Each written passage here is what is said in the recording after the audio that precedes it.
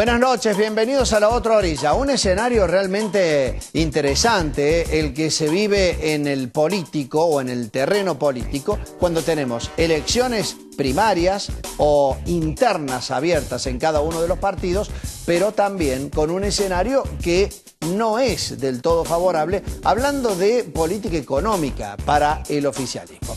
¿Por qué decimos esto? Porque vamos a escuchar en un ratito nada más al ministro de Desarrollo Social, Daniel Pacerini, hablando de lo que pasa con la ayuda social que la gente va y reclama cada vez más al Ministerio de Desarrollo Social.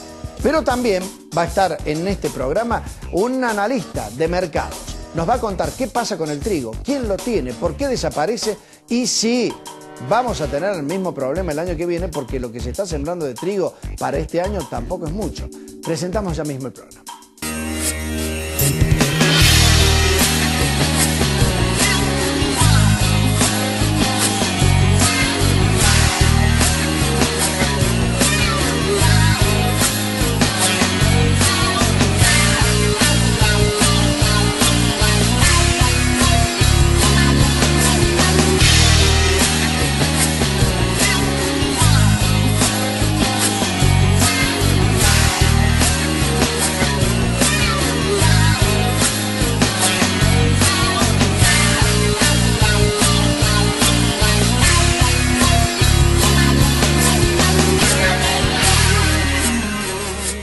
Habíamos prometido hablar del trigo y vamos a ver este testimonio del analista de mercados Carlos Seggiaro. En el marco de lo que pasa en la economía, ¿qué ocurrió con el trigo? ¿Quién lo tiene?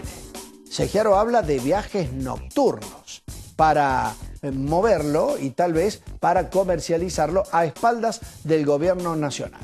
La nota con el analista Carlos Seggiaro y el problema argentino con el trigo. ¿Quién tiene el trigo y por qué se ha dado toda esta situación? Bueno, en realidad entre los que pueden manejar más un poco el tema de los números del trigo, se habla de que hay dando vuelta entre 3 millones y 3 millones y medio de toneladas. ¿Quiénes lo tienen? Bueno, en parte los exportadores, en parte algunos acopios, en parte algunos molinos harineros y en parte también los productores. En una proporción difícil, además de estimar en relación a lo que cada sector puede tener, porque además está claro que se trata hoy, y precisamente por los precios que hay en el mercado, también de un escenario donde hay bastante marginalidad. Es decir, yo percibo que hay muchos camiones que se mueven de noche con trigo. Lo están manejando de manera sin que nadie sepa, ¿no? Yendo a algunos molinos, porque obviamente el precio es una invitación a ese tipo de cosas. El tema de esos 3 millones o 3 millones y medio de toneladas, en realidad el punto crítico para mirar la película tiene que ver con si esa cantidad de trigo, que además está claro también que hay una parte que es de bastante mala calidad. Nativas, decimos, son 3 millones, son 3 millones y medio. En realidad la molienda, cuando se está exportando a Brasil, fundamentalmente, llega a las 800.000 toneladas mensuales.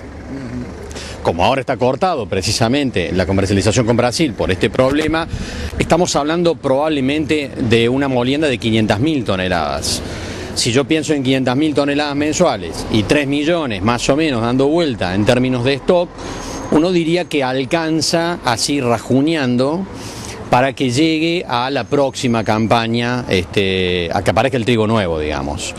Esto por supuesto genera escenarios de incertidumbre. El debate es, bueno, ¿no hará falta importar trigo en algún momento?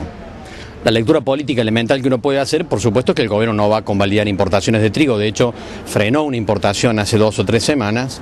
No está dispuesto a hacerlo porque es un garrón político, para así decirlo, porque le estaría dando la razón a la mesa de enlace en cuanto a sus cuestionamientos en su momento. Yo no descartaría que si los números están muy acotados, haya algún permiso de importación, pero después de las elecciones. Es decir, después, para no pagar el costo político. Claro, exactamente, después de octubre. Bueno, todo esto por supuesto que está vinculado a algunas decisiones que fue tomando el gobierno en los últimos años, que fueron desalentando a los productores en relación a la producción de trigo. Pensemos que el año pasado aumentó fuertemente la producción de cebada, que precisamente tenía que ver con productores que estaban muy descontentos con la manipulación de la comercialización del trigo y se volcaron al otro producto. Bueno, es lo que tenemos y es el escenario que uno percibe de cara a la aparición del próximo trigo, digamos, en esta campaña que viene. Guillermo Moreno amenazó en más de una oportunidad, si el trigo no aparece, en esa famosa ley de abastecimiento que dicen algunos técnicamente es imposible e inviable a la hora de la aplicación. ¿Cuál es el resultado o al menos la salida para este conflicto? La gente, por ejemplo, se está privando del pan. No hay salida. En realidad no hay una salida hasta que no aparezca el trigo de la próxima campaña. Por lo tanto, vamos a seguir teniendo un precio muy alto para todos los productos panificados hasta que aparezca el trigo de la campaña que viene. Estamos hablando de un aumento tal vez del 10% en términos de las hectáreas. No ha sido más, básicamente porque tampoco hay semilla. Yo las relaciones que tengo con cooperativas y proveedores, la semilla se acabó hace más de un mes y por supuesto además de no muy buena calidad. O sea que estamos hablando de un proceso de recuperación que también va a ser lento, porque si decimos, bueno, si el clima acompaña, este aumento de las hectáreas en torno al 10% podría hacer que en la próxima campaña tengamos 12 millones de toneladas. Sería una visión optimista, digamos, sobre lo que podría pasar, muy lejos, por supuesto, de las 16 millones que llegamos a tener en su momento, ¿no? Ahora, ¿y el gobierno qué tendrá que hacer con todo esto? Porque usted recién decía, no quiere pagar el costo político, deberá reconocer, dar marcha atrás respecto a algunas políticas que en materia para el sector agropecuario no han beneficiado ni a los productores y ahora mucho menos al país. Bueno, la recuperación de la confianza va a tardar. En realidad el gobierno y básicamente Guillermo Moreno citaron a los exportadores y a las cooperativas hace unos 2 meses a analizar cuál podía ser un mecanismo para alentar la siembra de trigo. En esa reunión los exportadores, la cadena de valor le planteó que sacara las retenciones. Y por supuesto el gobierno dijo no, nosotros no vamos a sacar las retenciones porque eso es una decisión política que no vamos a tomar. Pero en esa reunión Guillermo Moreno planteó que al gobierno no le interesaba el monto de las retenciones y que esa plata se podía distribuir de alguna manera con un mecanismo que dejó a criterio un poco de los exportadores y las cooperativas. De ahí salió la propuesta del famoso fideicomiso, que está planteado, digamos, que van a manejar en principio las cooperativas, ACA, AFA y otras cooperativas más. Los recursos que surjan de las retenciones van a ir a parar a ese fideicomiso y entonces el sector privado va a ser el que lo reparta. Hagamos un número, supongamos que fueran 12 millones de toneladas finalmente las de la próxima campaña, donde decimos 7 son para mercado interno y 5 son para exportación. Las retenciones obviamente no son sobre todo el trigo, sino solo para las de exportación, o sea que las retenciones, las exportaciones que se recojan de esos 5 millones, después las cooperativas en ese fideicomiso las repartirían entre todos los productores de las 12 millones de toneladas. Cuando uno habla de este mecanismo que fue propuesto no por el gobierno, sino por las entidades, los productores obviamente que desconfían, porque tienen el antecedente del Maíz Plus, digamos, un montón de cosas que no se cumplieron. Mi lectura es que esta vez se va a cumplir. Pero en realidad la confianza va a retornar lenta y progresivamente después de esta próxima campaña, que ya está totalmente jugada, porque además no hay más semilla y el trigo está sembrado. Bien, hablando de confianza, el gobierno nacional ha dado algunos pasos vinculados a ciertos cambios y a modificar algunas políticas que, por ejemplo, afectaron ciertamente a toda la economía y también al sector agropecuario, como por ejemplo el dólar blue, el dólar paralelo, la aparición de los CEDIM. ¿Esto puede llegar a tener algún tipo de impacto en negocios agropecuarios y cómo puede llegar a alentar un poco económicamente el sector que parece verse bastante frenado en cuanto a la economía? Bueno, el dólar blue es un dólar marginal que existió toda la vida. En la época, digamos, de Perón del 50 también existía. Es decir, acá lo que estamos viendo es que el dólar marginal se ha despegado. Siempre estuvo un 5, un 10% por arriba del dólar oficial, digamos, legal, llamémosle así, y ahora se ha despegado fuertemente porque hay muchas restricciones en el mercado oficial de cambio. Hay muchas restricciones para la demanda privada en el mercado oficial. Yo ahí no veo cambios. Yo no percibo que el gobierno argentino vaya a modificar este año, probablemente tampoco el año que viene, su actitud de racionamiento, digamos, sobre las divisas, especialmente las que están vinculadas a lo que se llama atesoramiento. Creo que ahí no hay que esperar cambios.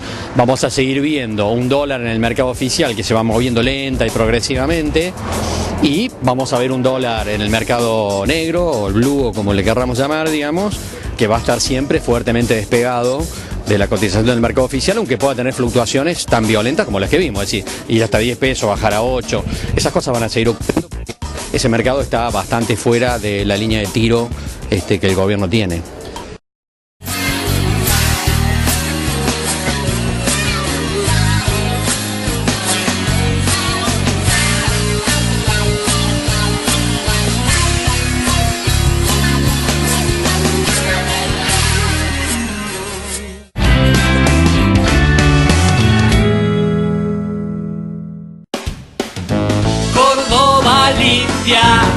Limpia Cotreco. Córdoba limpia, limpia Cotreco. Colector, junto a Rentas, trabajando por el futuro de los cordobeses. Gordito Rey, jugale que sale, jugale que sale. 5 millones que sortean hasta que sale. 3-0 kilómetro y majestuosos sorteos por compra anticipada. Este miércoles 17 sorteamos una EcoSport. Gordito de invierno de la Lotería de Córdoba. ¡Jugale que sale! Con tu aporte asistimos la recuperación de Juan. Con tu aporte le garantizamos la medicación a María. Con el aporte de todos también te cuidamos a vos y a tu familia. OSDOP, la obra social solidaria del docente privado. Suma beneficios con SADOP y SEMUDOP.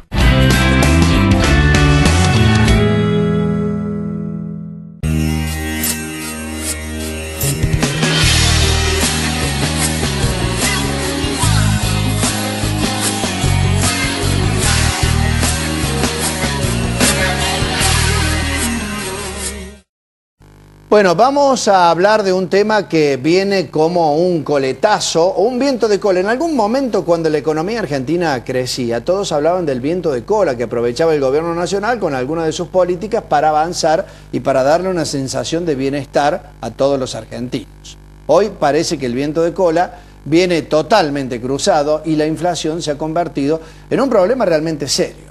Para hablar de cómo está afectando y sobre todo en los sectores más desprotegidos en la provincia de Córdoba, hemos convocado al ministro de Desarrollo Social de la provincia, el doctor Daniel Pacerini. Pacerini, bienvenido al programa y buenas noches. Buenas noches, Julio, gracias por la invitación. Bueno, ¿se nota esto de la inflación y el impacto de la economía en personas que ven que hoy por hoy el sueldo no alcanza y que todo parece ser menos rentable para un trabajador, por ejemplo?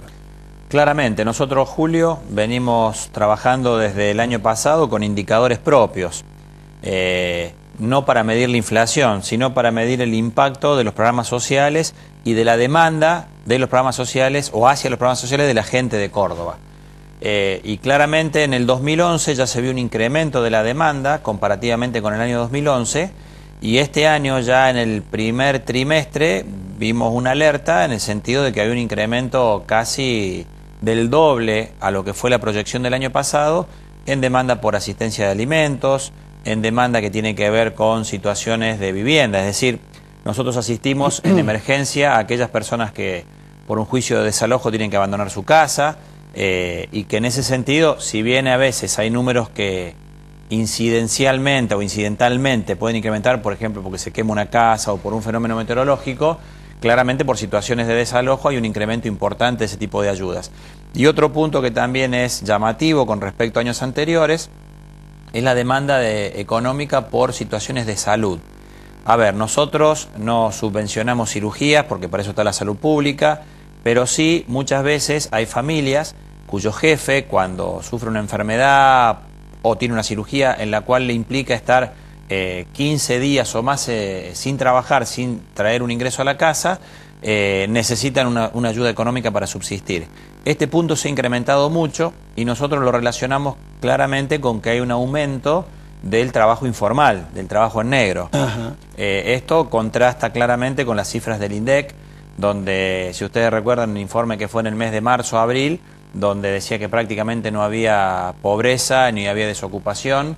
Y cuando uno ve los datos de la realidad, hay pobreza y hay desocupación, y yo creo que, bueno, que el nivel de pobreza claramente está incrementándose en los últimos 2 años, y va de la mano con el incremento de la inflación. Hoy por hoy aseguran en algunos sectores ya lo que eran subsidios con alimentos o con dinero por algunos de los programas que venían de la Nación, ya prácticamente no alcanzan para la gente. ¿Es allí donde se vuelcan a buscar ayuda al Ministerio, por ejemplo? Y Julio, claramente, el programa de asistencia alimentaria que llevan adelante los municipios, en este caso Córdoba Capital, que es el Vale Lo Nuestro con fondos nacionales, y en la provincia con parte de fondos nacionales y parte de fondos provinciales, tiene un monto de 52 pesos por familia por mes.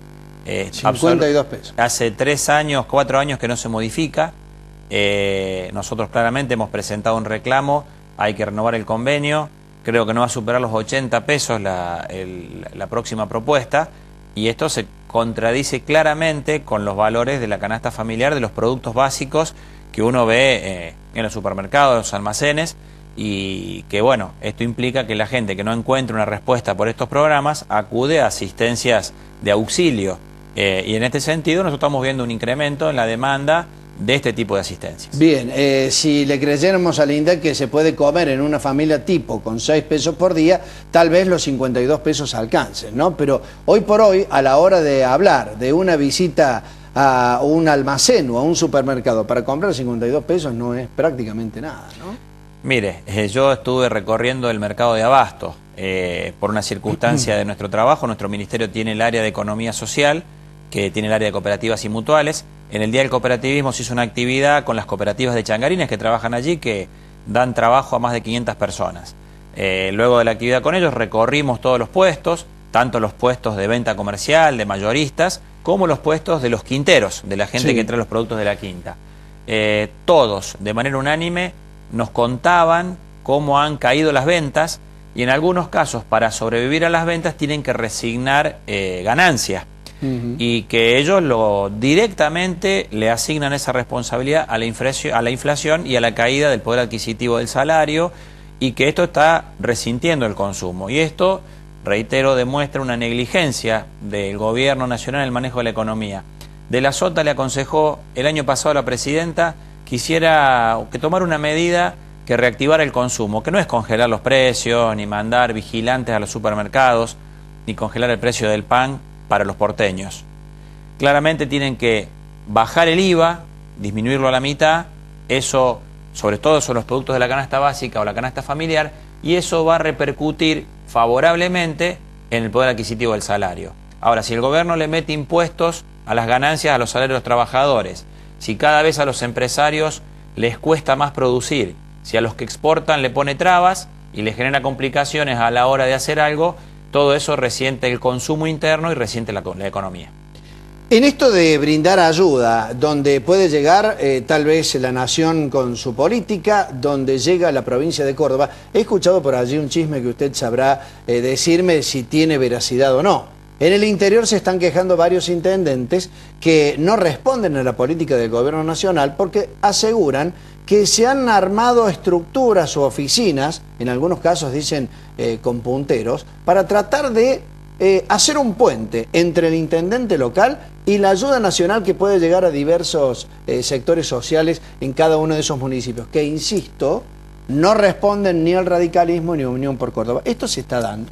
Sí, nosotros tenemos información y de hecho tenemos conocimiento de actividades que se organizan o que se generan, en algunos casos utilizando infraestructura que son los centros integradores comunitarios que hay en algunas localidades del interior y aquí de Capital, donde trabajan programas, pero solo para aquellas poblaciones que tienen gobiernos con afinidad política, o en algunos casos en Córdoba Capital con algunas organizaciones sociales para ejecutar programas.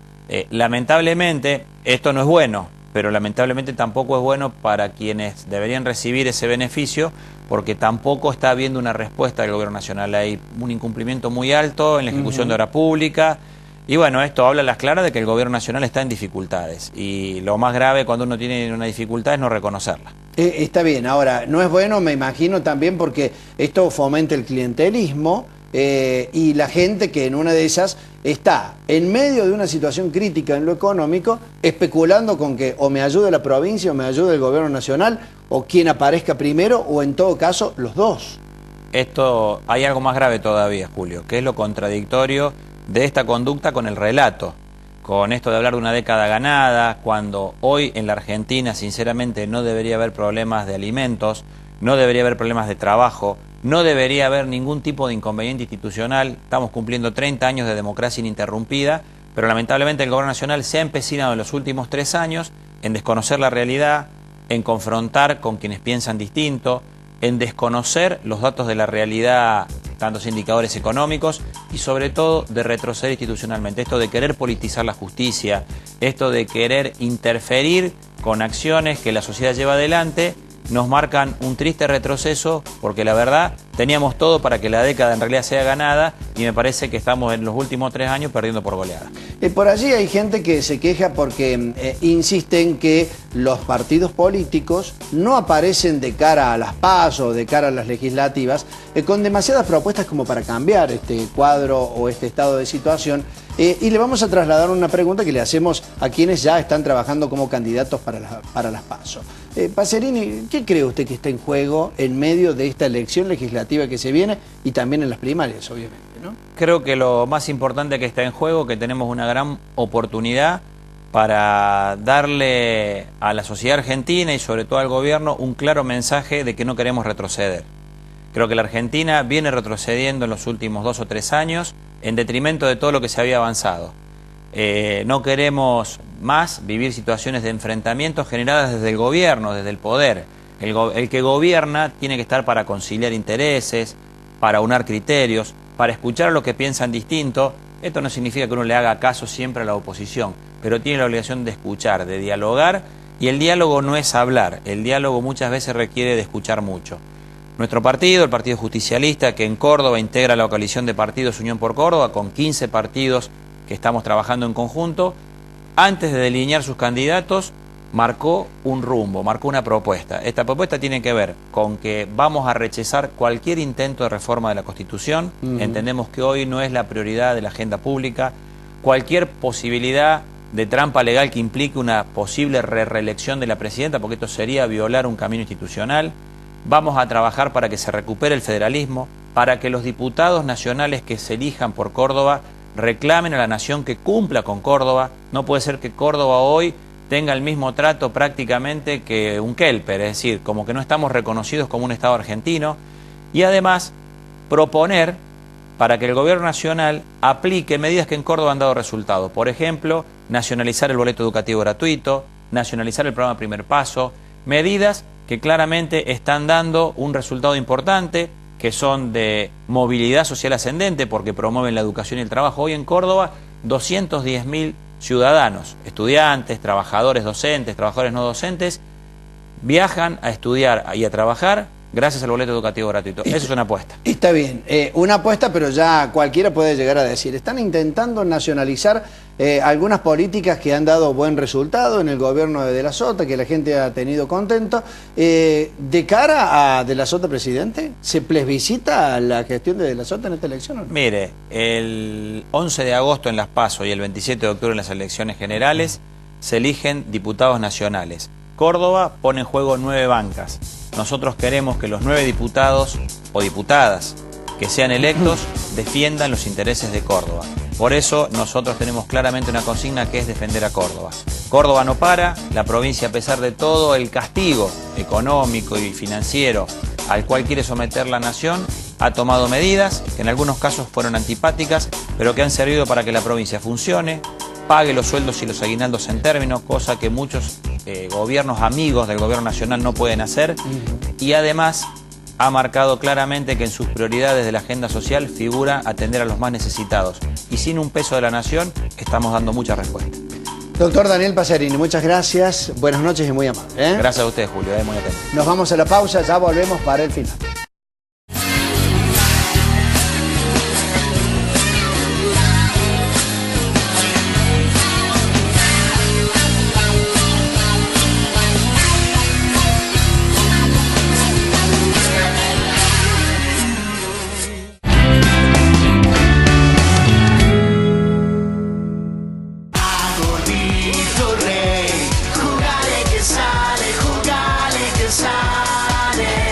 5 millones que sortean hasta que sale. 3-0 kilómetro y majestuosos sorteos por compra anticipada. Este miércoles 17 sorteamos una EcoSport. Gordito de invierno de la Lotería de Córdoba. Jugale que sale. El defensor del pueblo al servicio de todos.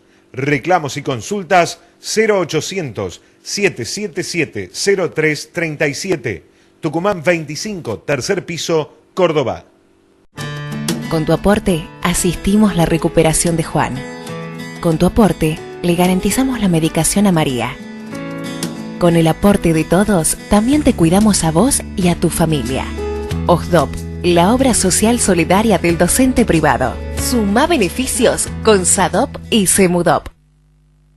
Colector, junto a Rengas, trabajando por el futuro de los cordobeses.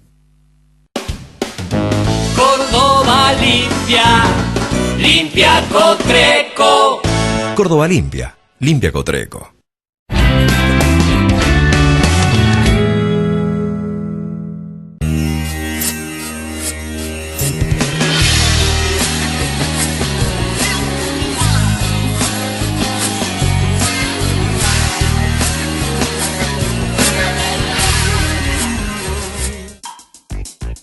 Es todo por esta noche, nos vamos a reencontrar la próxima semana con otros temas de interés en La Otra Orilla. Muchas gracias y buenas noches.